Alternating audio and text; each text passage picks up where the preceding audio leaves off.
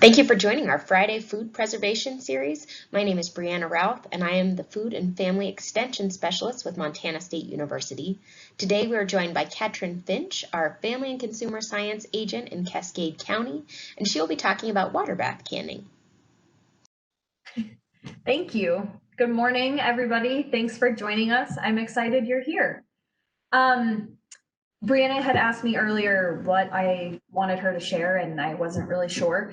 So thank you for doing a great job. The other thing, as I was just kind of thinking, one thing that's always interesting to know is how long people have been canning. So I actually did not know anything about canning until I had started an extension. And I love food science and just what happens in the process from the beginning stages to the end stages of the food system. So I have been canning for about 5 years, but I truly have enjoyed all of the different things I have learned. And I am more of a science-based person, so canning is perfect for me. Canning is one of those things that is not, it's not an art. We have to follow those recipes to a T. So it is certainly more of a science when it comes to canning. So today we are going to talk about water bath canning. Our goal is to talk about a couple different things. If you wouldn't mind switching the slide. So we are going to talk about foods that we can water bath can. We'll talk a little bit about why we can water bath can those foods and why we can't water bath other foods. And that will be discussed in the science and safety portion. And then at the end, we are going to talk about the process of water bath canning. So we're actually going to can some blueberries today. So there are steps at the end of the slide, so I'll make sure to go through those, and then I will try to show you kind of what that process looks like. So bear with me as we try this new recipe. So there are a variety of different foods that we can water bath can. Water bath canning is often the easiest place to start when you are learning about canning. It is a canning is safe. We'll just start there. A lot of times people are nervous about canning. So canning is safe, but it's really important that you follow a tested recipe. So when you do can water bath canned foods, there are certain foods that you can water bath can. Those include foods that are highly acidic. So if you wouldn't mind switching to the next slide, please. So foods that are highly acidic are things that we water bath can. This is most of our fruits. Pickles, so those start as cucumbers, but we use vinegar as a way to acidify or make that a more acidic food. Fermented foods, and then fruit spreads like jams and jellies. So looking at the list over on the right-hand side, again, fruits, so we're gonna can some blueberries today. Fruit juices, so you could do a grape juice, an apple juice. Jam, jelly, salsa is one of my favorites to can. Tomatoes are one of those foods that you have to be careful about because, and we'll talk a little bit more about acidity in a couple slides, but tomatoes are kind of right on the edge of the acidity level where it's determined if we water bath can or if we pressure can. So again, always following a tested recipe is really important. Pickles, relish, any sauces like barbecue sauce or ketchup. One of the things that is on my canning bucket list would be mustard. I love mustard, but I had no idea that you could make your own mustard and can it. Pie filling, again, vinegars, and then condiments like the ketchup and barbecue sauce.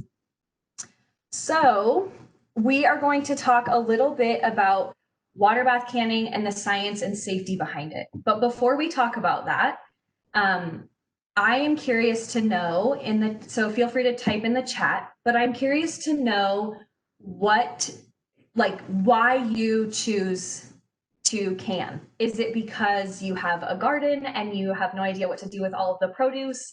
Is it because it's economic for you? Is it just something that you enjoy doing? So feel free to type in the chat box. It's always fun to hear what people's motivations are for canning. And it looks like you guys, people have been canning here and there, and there are all sorts of interesting things. I think I saw pickled eggs were happening somewhere along the line. So, all right. One of the comments that we're getting, it's food is just great as when it's preserved. The process and feeling, having food stored for the coming seasons, this is super essential when we grow a big garden, and it's so nice to be able to taste that harvest or that bounty long into the winter months, and maybe make a homemade soup as well. So thank you. So water bath canning. So here we're going to talk about, this is where the science comes in. So water bath canning is when you place a high acid food into boiling water for a specified amount of time, and this helps kill bacteria that can survive at 212 degrees or lower. So water boils 112 degrees. However, altitude plays a role in the way or the temperature that water boils at. So water bath or altitude is one of the most important safety steps that we're going to talk about. At sea level, water boils at 212 degrees. And as we get higher into the mountains or away from the ocean, the atmospheric pressure is less, which makes it easier for the water to boil. So water boils at a lower temperature. And the reason we have to reach 212 degrees is to make sure that we're getting rid of that harmful bacteria when we're canning. So with each 1,000 feet increase in elevation, the boiling point of water is lowered by just under 2 degrees. So math can be really hard. So at 7,500 feet, water boils at about 198 degrees. I don't have a place off the top of my head that's 7,500 feet. But here in Cascade County in Great Falls, we are at about 3,400 feet. So it's always important. Caitlin, thank you. Laramie, Wyoming, that is at 7,500 feet. So there, water boils at 198 degrees. So it's really important to know where you're living and what that altitude is, especially when it comes to canning. We hear a little bit about it during the baking process, but in canning, it is essential to pay attention to. So my question for you, you're welcome to type it in the chat if you want to. Do you know the altitude of where you live or where you plan to do food preservation? If you do not, and you live in the state of Montana, all of our Mont guides based on food preservation have a listing of the county seats and their altitudes. So you can always go to the publication store at MSU Extension and check out the food preservation Mont guides for more information. Okay, so next we are going to talk about how to get started with canning. I've mentioned this quite a bit, but always use a tested recipe. It is the one thing that every extension agent will tell you, to use a tested recipe. There are a lot of different reasons for this, but most importantly, tested recipes, they've been tested in a lab with a variety of different factors to ensure the safety of the food you're preserving. So they prep the food, they get it in the jars, they can it, they set it up on the shelf. It's there for months, years. They check the acidity levels of all of those different things. They check for any bacteria growth. They do all of the hard science to make sure that it's safe for us at home to eat. So some places to get tested recipes, you can always use your local or just a state extension service. You can always type cooperative extension at the end if you're looking for a recipe. One of the other helpful resources online is the National Center for Home Food Preservation. They have a whole listing of everything you could possibly want to can. And then the other thing that I use very frequently is this So Easy to Preserve book. I even have it labeled to make sure I can find things relatively quickly.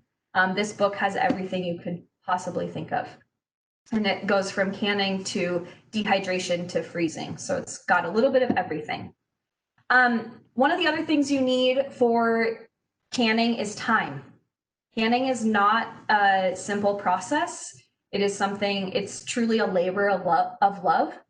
It's like the garden that you've grown items from seed, and now during this time of the year, it's time to harvest all of that. So take care when you are canning and make sure you give yourself enough time to make sure you can follow the proper safety procedures.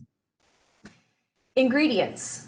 This goes back to checking your recipe. So you always want to check, double check your ingredients, your ingredient list, your recipe. Make sure you know everything that is supposed to happen during the canning process. Nothing is worse than getting halfway through a canning process or getting ready to put stuff in jars and realizing that you're missing something. Again, canning is more of a science as opposed to an art. So it's really important that you have the proper ingredients so you end up with a safe product. And last but not least, equipment. So I'm going to show you a little bit more about equipment in a couple slides, but equipment is essential. The essential list is pretty short, and there are other things that make it a little bit easier. So a canner, of course, you can see that on the slide here. Oftentimes the canners come with a nice little metal rack inside. This helps keep the jars off of the bottom of the canner for safety.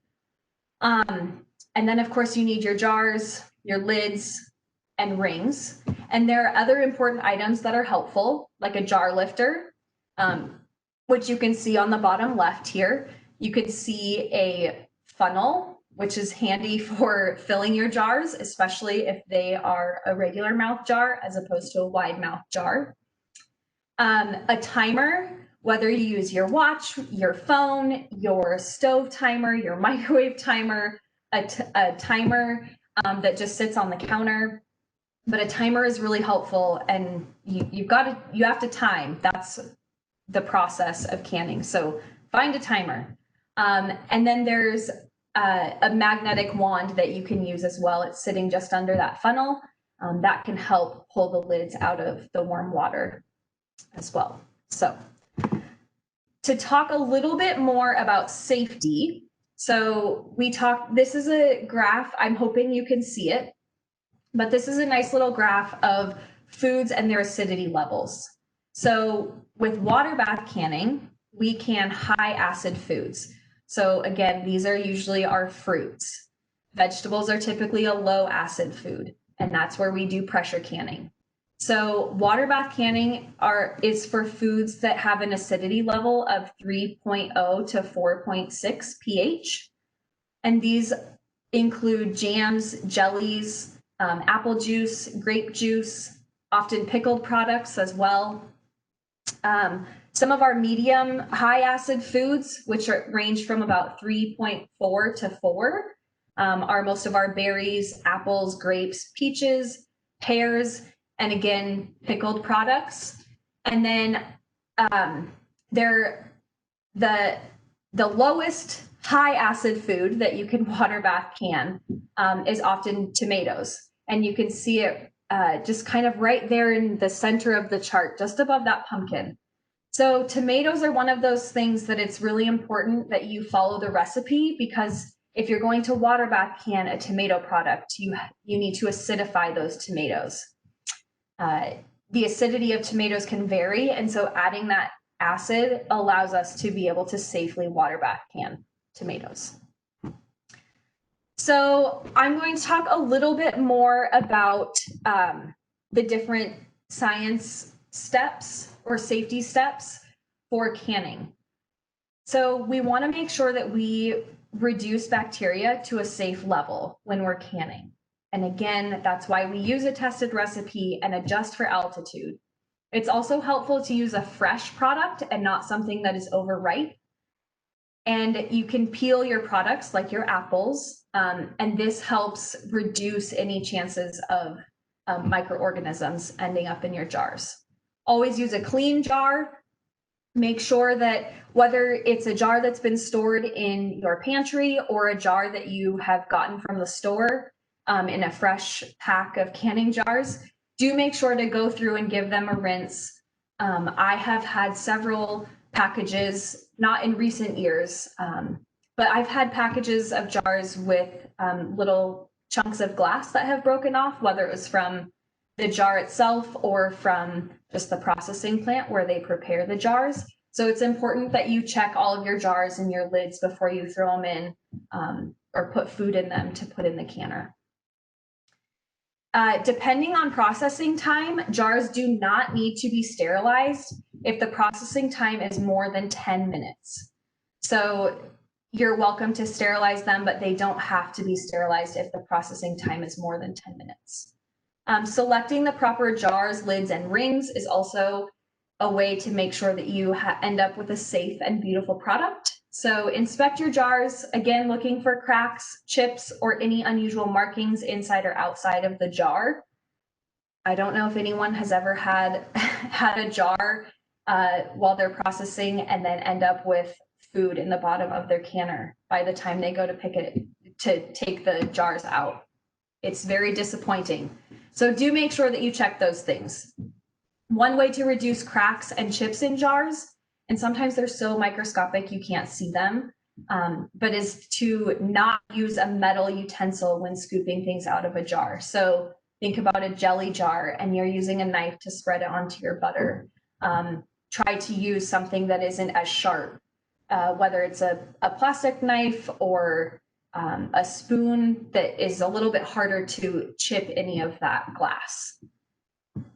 Jars can be reused. You can use them over and over, again, making sure each time you go to use them to just do a quick inspection, make sure you don't see any visible cracks. It is recommended to use, to purchase new lids. New lids, the lids are not reusable.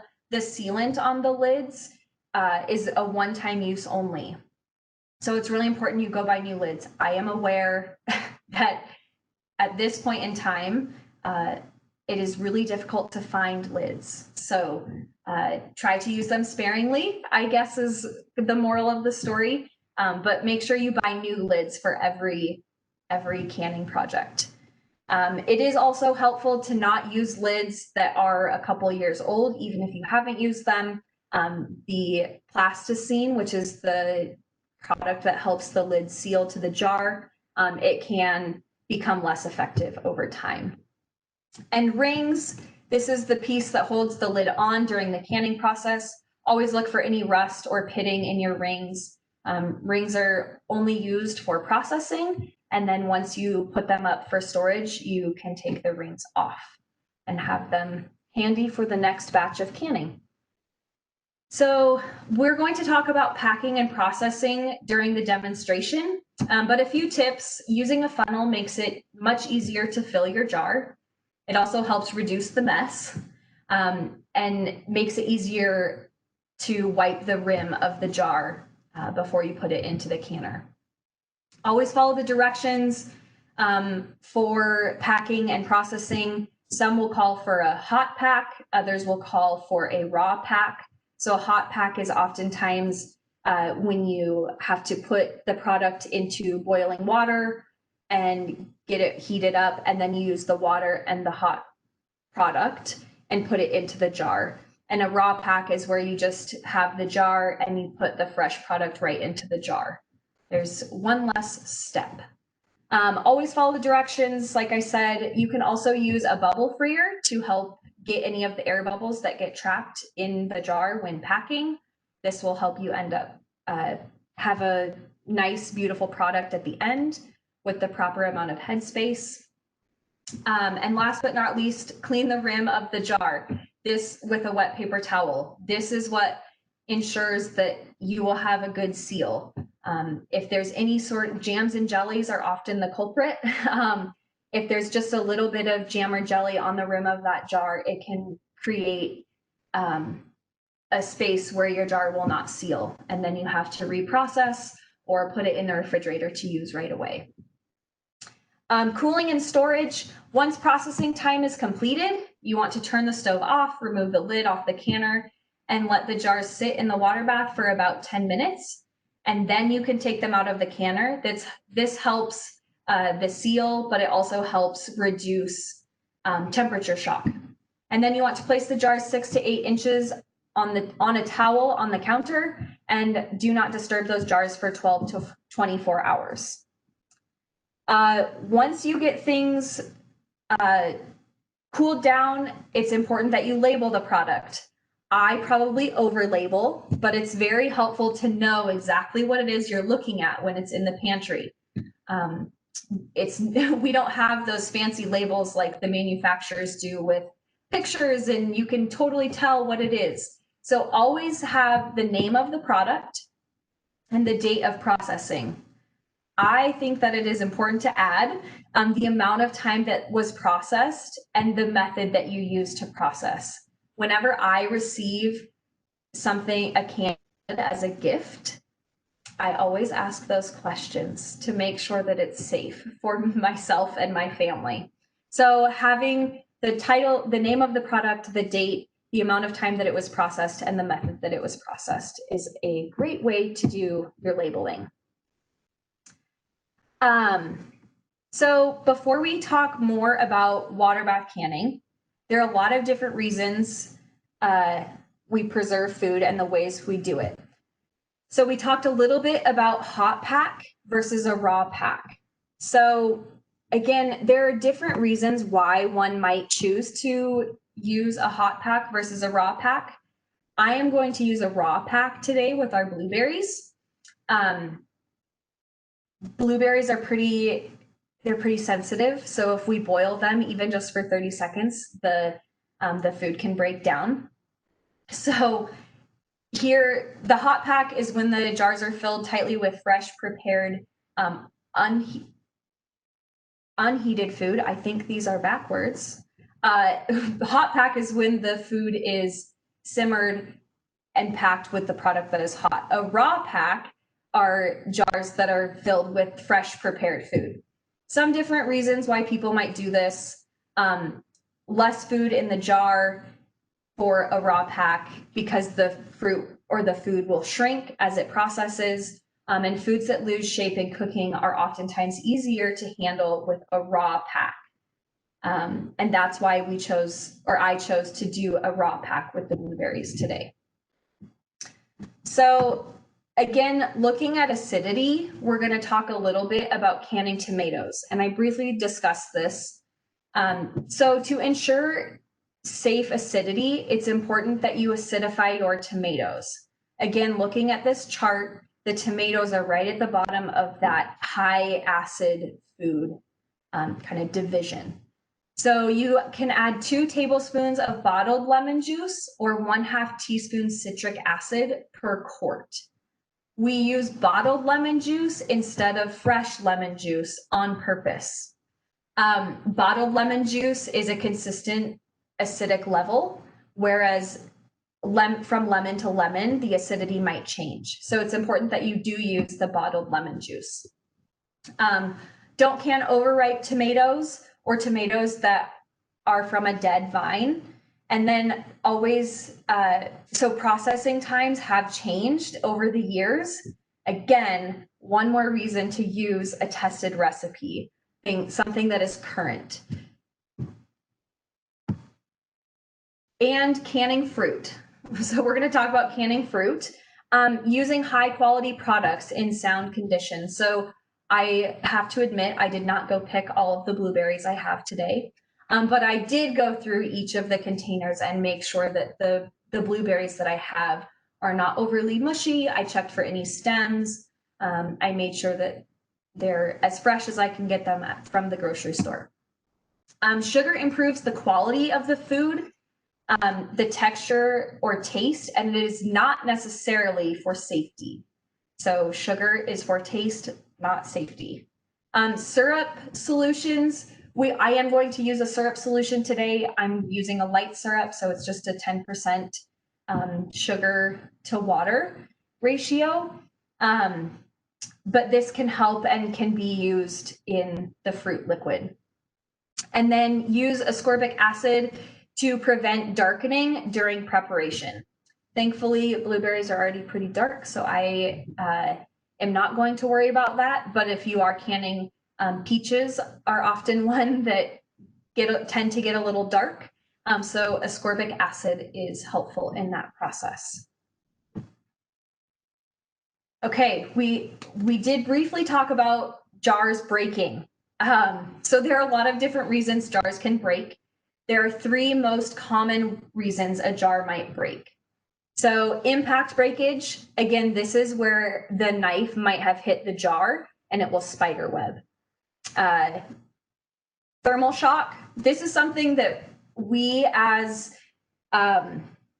canners can prevent. So make sure that you have your jars in a warm canner. Make sure that before you process them, make sure that you're not setting them on a cold countertop when they're still hot. Making sure you're not putting a hot product in a cold jar. A lot of different things you can do there. And then internal pressure. Oftentimes this is when there is too little headspace. So it's really important that you use a headspace measurer as opposed to the rings around the lid of the jar, because the last thing you want is a jar to break. And so it's really helpful to use a headspace measure to do that. And I will demonstrate, or I will show you what a headspace measurer looks like here in just a few minutes.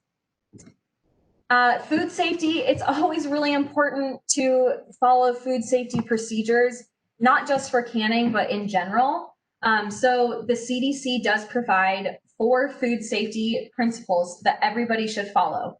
And during canning, it is really important. So clean, always start with a clean surface, wash your hands, wash your hands, wash your hands. We're sick of hearing that.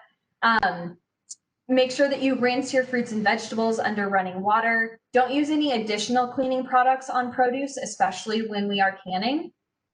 This can change the way foods react in or under heat. So do make sure that you wash or rinse your products with water. Separate. So if you are canning more than one thing at a time, it's really important that you separate your products. Do them in 2 different stages. So if I was canning blueberries and apples today, I'm going to do blueberries first. I'm going to clean all of my stuff. I'm going to clean the countertop, clean the cutting board, clean any utensils, and then I'm going to start over with the apples. Cook, this is where we're going to talk about, that's the processing, and then chill or cool. And that's where we let our jars cool down to the proper temperature. So we leave them undisturbed for 12 to 24 hours, and then we can get ready to store them. So with that, we are going to talk about how to preserve fresh blueberries. I am a fan of blueberries. I've actually never canned blueberries before, so I thought this would be a fun thing to do. We make a lot of blueberry muffins in our household. Freezer space is a little tight in our household right now, so I thought we could can some blueberries. So we are going to talk about how to do that. So we're going to collect all of our supplies. I'm going to go through these slides and then I'm going to show you everything that I have. So you need a canner, your jars, lids, rings, make sure you have a tested recipe, your fresh blueberries, and then you need to figure out what ingredients you need for your juice or syrup if you choose to do your blueberries in a juice or syrup. You can also use water as the liquid in your blueberries. Next is to prepare the blueberries and the syrup. Wash the jars, lids, rings, any bowls that you choose to use, utensils, anything that you're going to use. Make sure you wash it. Wash the blueberries, remove any stems or overripe berries. And I didn't have much choice at the grocery store, but choose ripe, sweet blueberries that are uniform in color. So sometimes blueberries can be more of a purple color, sometimes they're a darker blue. So make sure they're all about the same color, because that also has to do with the ripeness and how they will process.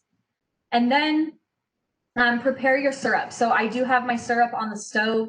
I used a very light syrup, and so it's one half cup sugar to 1 quart of water, or 4 cups of water. Next, we are going to fill the jars and process. So I'm going to fill the jars with about a half a cup of liquid, add the blueberries, and then top the liquid off. And I will use, so that's using the raw pack method. We're going to fill the jars with liquid and berries to about 1/2 inch of headspace. And then we will use the bubble freer to remove any bubbles, and then add water as necessary. Then we're going to take a wet paper towel and wipe the jar rims off, and then adjust the lids to fingertip tight. Make sure that you process your fruits or anything that you can. This recipe calls to process pints at 15 minutes and quarts for 20 minutes. I have not adjusted for altitude yet. So it is important to know that every recipe the time frame is based off of sea level. So you always need to adjust for altitude. And last but not least, we will take the jars out, we will let them cool, and then we will label and store the jars. Would you mind switching to the next slide?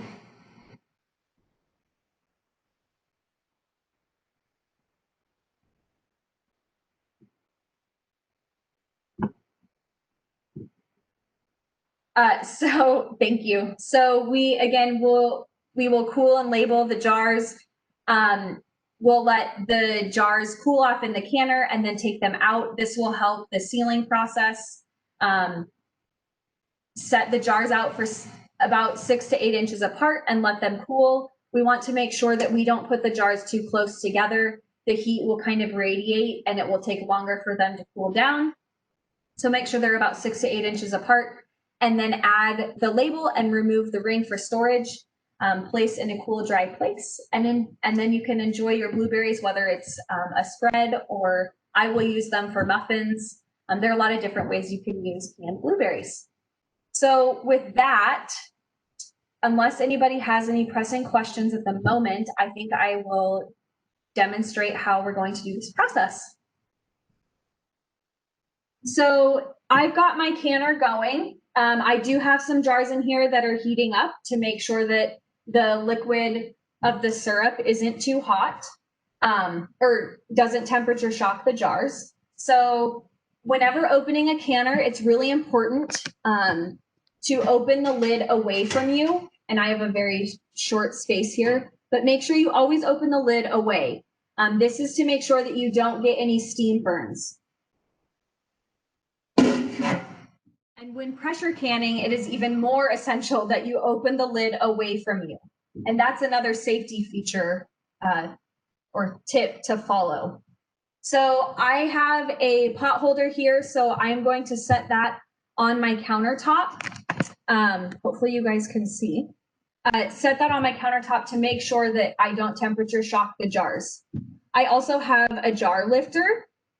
So this is the handle part, and this silicone piece is what goes around the jars. This allows me to not scald my fingers lifting the jars out of the canner. I have my funnel. I have a wooden spoon to help scoop the blueberries. And then I have my bubble freer and headspace measurer. So I use this end to stick into the jar to loosen any air bubbles that could have gotten trapped. And then I have this stepped end of this little device, and each step is 1/4 of an inch. So I will set my jar, let me find a jar so you guys can see. So I will set, if I'm measuring 1/4 of an inch of headspace, I will set this to the first notch. So you can see that is 1/4 inch headspace. For the blueberries, I'm going to use 1/2 an inch headspace, and so I'm going to put it to the second notch. And that is what I will do to make sure that that we have the proper headspace. So with that, I also have my syrup that is going on the stove. I prepared it ahead of time, but I have just kept it on low to make sure that the liquid is warm and the sugar is dissolved. That's the other key piece or key step. So my jars don't have any liquid in them. I will take them out and I'm going to add about a half a cup. Measuring cups are also helpful. I'm going to take about half a cup of the syrup and put it into the jar.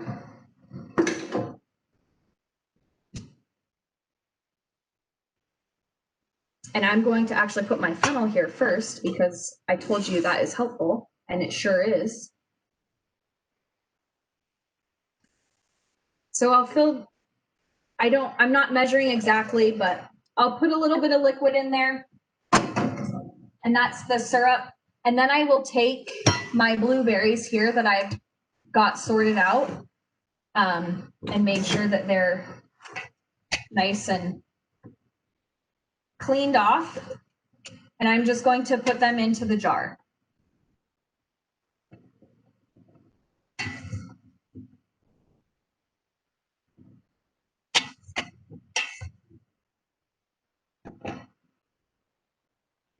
And it's helpful to shake down the berries as you put them in. So you can see here that this is I've got a couple berries that are a little bit higher than 1/2 inch of headspace. So I will take a couple berries out to make sure that I have the proper headspace. And then I am going to add I'll top off the liquid, again using my funnel. And I will fill this up. And it won't take very much because the berries have already pushed some of that liquid up into the jar.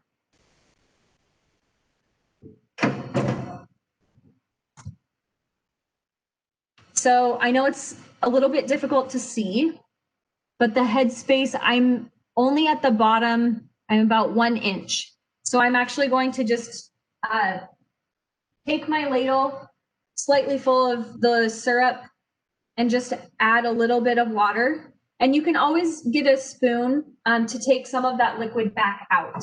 So it's okay if you overfill it, you can fix it. So looking at my headspace, again, I know it's difficult for you to see, but it looks like I am about 1/2 inch of headspace all the way around. So then I'm going to take my wet paper towel and I'm going to wipe the rim and wipe the edges as well, just to make sure there's not anything sticky in there. And even though this is a light syrup, once it cools, it will be sticky. So lids, you do not have to heat them, but always make sure to read the directions on the back of the lid label or the box of your jars. So you want to place the lid on, holding the edges. You never want to push down in the center because this will already have the seal down. So make sure that the seal is up, hold it by the edges and place the lid on the jar. And then we always tighten fingertip tight. So you shouldn't have to hold the jar and crank it. So you just want to put the ring on to where it's fingertip tight, and that's it. And you know what I forgot to do? I forgot to free the bubbles. I'm so busted. So it's okay. These things happen. So you want to make sure that you add the bubble freeing step. So stick your bubble freer down. Again, this is plastic, not metal, to make sure that we aren't scratching the jar, to reduce the chances of having a jar break. So once you free the bubbles, then you want to check the headspace again to make sure that everything is still the right level. My berries are still sitting at 1/2 inch along with the liquid, so I am okay. I will wipe the jar or the rim again, and I will place the lid on top and fingertip tight. So I shouldn't need to hold the jar. Then I'm going to, because the canner is steamy, I'm going to take this back and put it into the canner. And then I will do my next jar. I'm going to quickly do this. I will, so you guys can just watch, and so I can remember all of the steps. And while Katrin is doing this, I might take a moment to answer a couple questions that have come in. That sounds perfect. We had some questions about lids. And when we're thinking about lids, there's a question around the Tatler lids, which are described as reusable. And they definitely do market themselves as reusable lids. Unfortunately, at this time, the research around lids suggests that the safest option is to use the one-time use lids. So that is our recommendation, to only use those one-time use lids. They're just more likely to potentially not seal, and having a failed seal is, again, one of those things that you don't want to have after you've spent so much time and effort in that canning process. There's also a question around how old of lids can you use? Great question. And thinking about buying lids maybe this year to use next year. When we're thinking about those lids, our recommendation as well at this point is to use those lids within 1 year of when you purchased them. So if you're going to be canning maybe in the spring, that might be an option to use. Again, the reason we recommend this is because the longer that those lids are sitting, the more likely that seal is to fail, or something might change in terms of the product that actually produces that seal. And another question around seals is, how common are those false seals? So when you hear the lid pop at the end, are you entirely clean and clear, or should you worry about the seal? So I can say that that popping sound is quite satisfying for those who are canners as well. And that usually does mean you have a good seal. But you do want to, after the canning process, again, following all of these steps that Katrin has been sharing with you, but making sure that that seal at the end, that it has sealed on its own, that you aren't pressing down the seal to cause that container to seal, because just sealing isn't the only thing we're looking for. We're looking for the appropriate level of heat to have penetrated the food, to make sure that it is safe for consumption as well, and removing some of that oxygen from the container so that it stays safe over the long term. So you do want to check your seals after the cooling process has occurred, to make sure that they have sealed. But if they did seal from the canning process, then you should be fine. But you also want to check the seal before you go to eat that food, because sometimes even something that has sealed successfully might not maintain that seal over the long term. And if for any reason it has unsealed, unless you're within 24 hours of that initial processing, you do not want to eat that food, because it could potentially have unsealed and introduced some of those foodborne illnesses that we're trying to avoid. And then just one more question, and I'll throw this to you, Katrin, is around the bubble freer. And so what's the reason that we use the bubble freer, and what happens if potentially we forget that step, or might not have done that in the past, thinking about into the future? So the bubble freer, again, it's plastic, so it's very helpful to get rid of any of those air bubbles that have been trapped in between the berries or whatever product that you're doing. Because those air bubbles can be substantial, they can actually reduce the amount, or they can increase the amount of headspace, or the liquid level will lower, therefore having too much headspace, which can result in an unsafe or unsatisfactory product. I don't know if you have anything else to add, Brianna. Nope, that's great. And I think I've gotten all of the questions so far, but feel free to write in more questions as well. Okay. So I just have 2 jars. It is totally okay if you do not have a full canner to can. I've got plenty of blueberries left. I way over purchased, but that's okay. So I will probably take some of those and freeze them, which is another method of food preservation.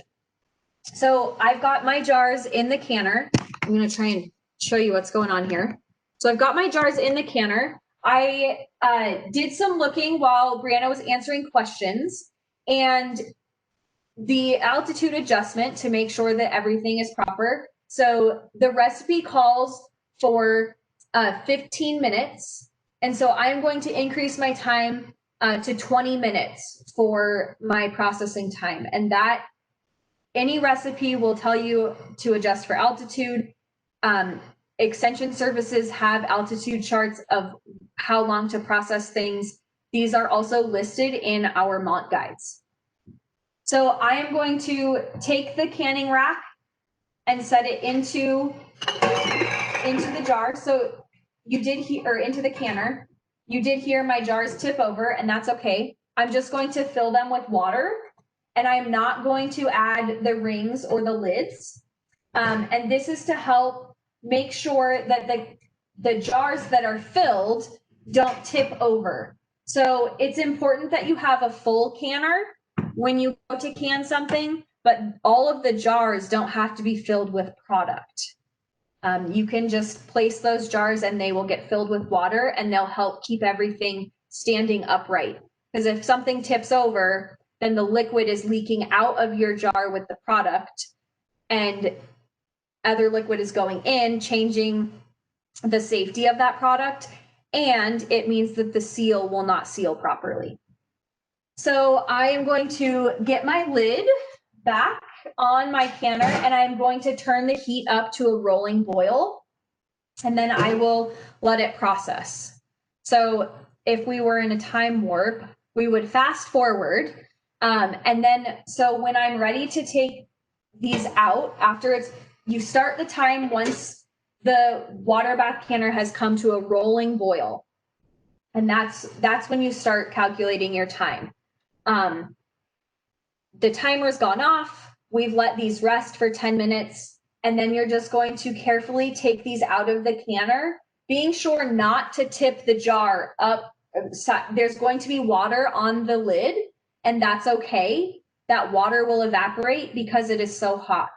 So making sure to keep your jar straight up, and you move it to where it is that you're going to place it for cooling. And then again, letting it cool, you can set those 6 to 8 inches apart, let them sit for 12 to 24 hours, label them, take the rings off, and then store them. And with that, unless there's anything that I've missed, I am ready for questions or whatever else is next. It looks like there was a question that came in. Yes, you do need to make sure that there is a rack in the bottom of the canner. This makes sure that the water is able to circulate around the jars. It also helps prevent any breakage of the jars. And the book that I referenced earlier it's titled So Easy to Preserve. It's from the University of Georgia Cooperative Extension. And if you do go to their website, you can, that book is available for purchase.